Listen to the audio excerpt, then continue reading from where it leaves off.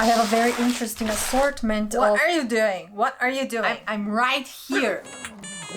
I have a very interesting assortment of sewing gadgets to test today. It's Keep or Yeet time! Let's start this, shall we?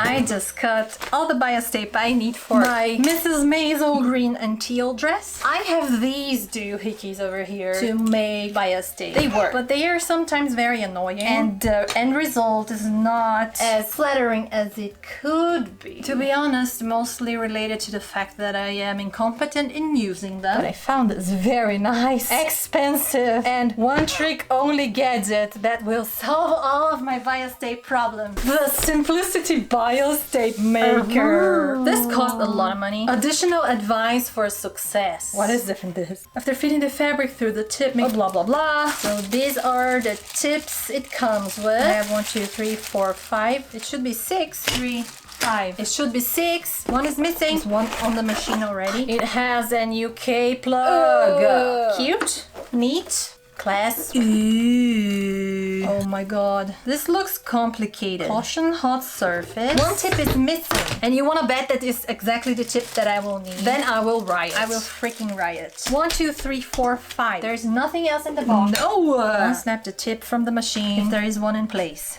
There isn't. I feel extremely cheated. I'm going to start with 1/2 inch. Oh. So I have to manually wind my strip of bias tape on this thing over here. And I saw actually you can buy a winder. However, it was so expensive. So by hand it is. Hopefully it will work as intended. Of course we're putting this to the test with a very thick fabric already that is not cut straight and will most probably get stuck everywhere in the machine. It looks like I'm laughing, but I'm actually screaming. Place the wound spindle into the spindle holder so that the fabric's coming off of the top of the spindle. So I feed it here and through the... Ooh. I'm so skeptical. Pull by a strip and then I replace this. It will work on its own. I need an adapter. I'll be right back. I don't need an adapter because it came with 2 cables. Let's plug it! When the iron plate is ready, the ready light will come on. So you're telling me that this thingy here is supposed to pull on a very thick fabric and make it work. As I edit this, I do have to mention that the thing I threw out in the beginning said specifically that if the fabric is thick, you have to pull it. And of course, I ignore the instructions. It's kind of wet and I don't know where this wetness is coming from. So this is what I'm getting out of it. It's an okay bias tape. I have never been so disappointed by something as I am by this. I'll try a thicker tip, see if it will work better. I will not keep this. I will so not keep this. I'm not even remotely excited about it anymore. I have to press on it. No. I know, but I'm so mad I'm not giving it a second chance. No. Goodbye. No. Goodbye. Goodbye, sir. Have a good day.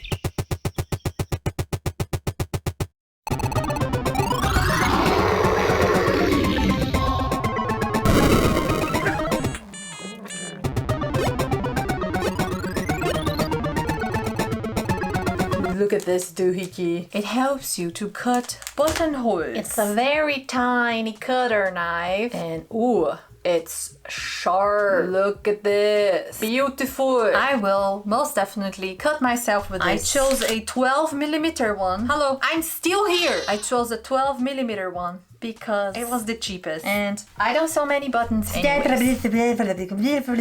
How do you use this? I'm curious because I have one of these that's very similar but for leather cutting, and you're supposed to hammer it in order to make it cut. But this is plastic and I think if I hammer on top of it, it will break. It will be a disaster. Let's see how it does. I'll try this out only pressing it onto the fabric and see if it's sharp enough. Hello, I'm over here.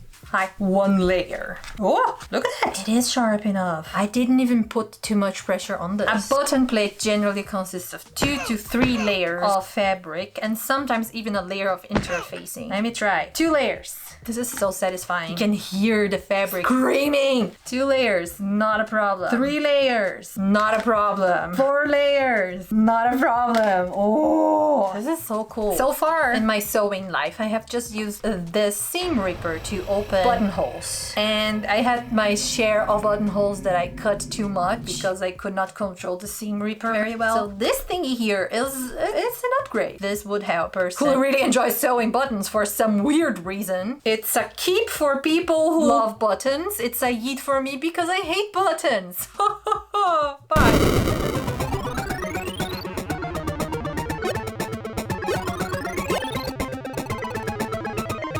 This gadget is this very beautiful circle cutter from Prim. I don't know why I'm so obsessed cutting circles at the time. De krijgsnel met rolsnijkleer moet de funnel van krijgen gebieden verhindert verrutschen stoffen. What? Ew. This is the Doohickey and... What is this? What is this? Oh, this is... Yeah, of course. It makes sense because you're going to do it like this to cut the fabric. There is a pointy point over here. And then you have to open the blade like this. It's just like my mini rotary cutter. I love it. This is the biggest we can go. And it is 4.5 inches. And radius, it would not be enough for a circle skirt for me. It needed to be a little bit bigger. I think this will be mostly useful for quilters. And I have no idea why I got it. Let's give it a try. Open the blade. Open. There. The blade is exposed. Then explode. Expose the pointy point. It's kind of a compass, like the ones you used to draw. This is the most perfect circle I've cut in a very long time. Even with that weird thingy from last time. This thing is so much better. It's insane. Wow. I'm also sure this will not be a problem at all. Cut more layers. It is the same blade as the one on my mini rotary cutter. This is insanely good. This is amazing. It would be great if there was a possibility of cutting bigger circles with this, but I love it. I love it. Ah.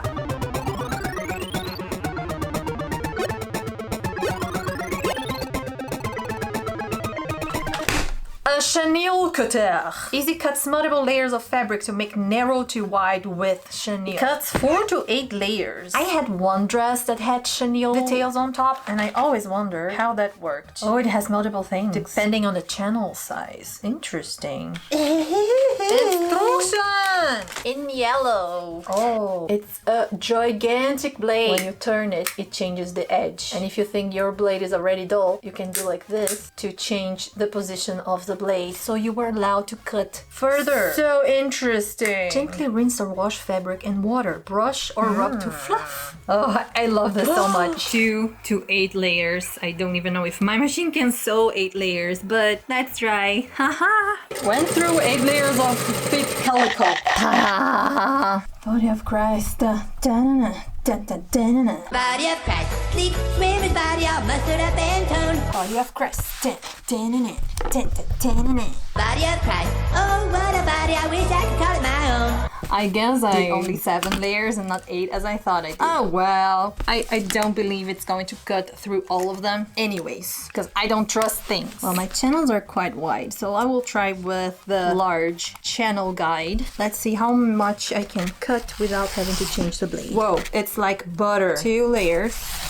A very free fabric. 3 layers. Still cuts pretty easy. The fabric is getting stuck here. 4 layers. Definitely a rough start there. 5 layers. Oh, doesn't want to go through 5 layers. First rotation of the blade. Pulling it is easier than pushing it. 6 layers and 7. Change the blade again. It is for sure a very, very sharp blade. It will go through 7 if you have a new edge. And this is really thick calico. Really, really thick calico. Cut. Even though there is fabric stuck to the blade, it really works. I so totally want to do a chenille dress now. It's a definite keep for me. I love this thing. Oh, first, let me try. Just cut the fabric through. Because what really annoys me when I have a roll of fabric is that I cannot cut a straight line with the scissors. But I think this would help.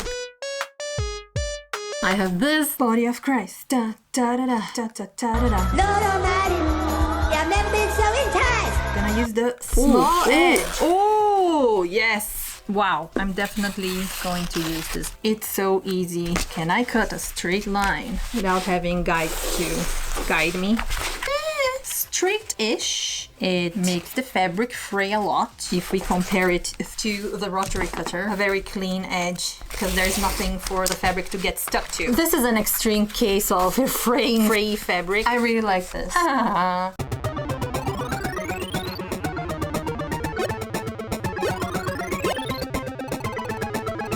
This gadget was a suggestion by one of you Bacons. It is the loop pressing bar. I think I'm going through the complete assortment of clover gadgets there is in the world. Easy steps for creating loops with iron. You can cord the loop, 3D loops. We have 5 different sizes with very sturdy plastic. Tupperware plastic, I would say. I think it can withstand its fair share of heat. And I hope it does.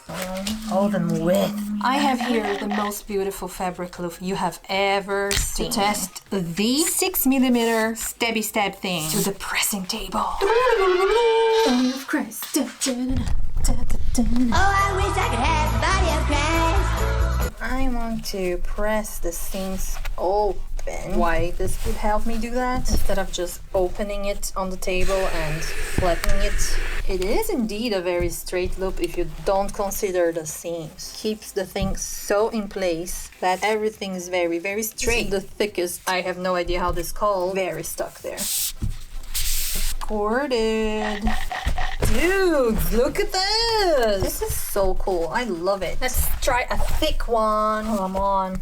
Are you not going to fit? Am I that awful in sewing straight lines? I think this is way too thick for this hole. That's what she said. That's what she said. Get in! I think I'm pushing my luck here, but come on, you can do it. You're almost there. Let's do some squiggly loops. Will work perfectly. And I really like how straight the loops are. I don't know if I'm going to use this, but I will for sure keep you posted. It works. It's a very good quality of plastic. It did not melt with the iron and it did what it's supposed to do. These loops are so straight. I'm keeping it, but I don't know for how long. I'll keep you informed. Thank you so much for watching. If you had fun today, then check this video I chose for you down here because I think you're going to like it. Ta-ta! Body of Christ. Body of Christ.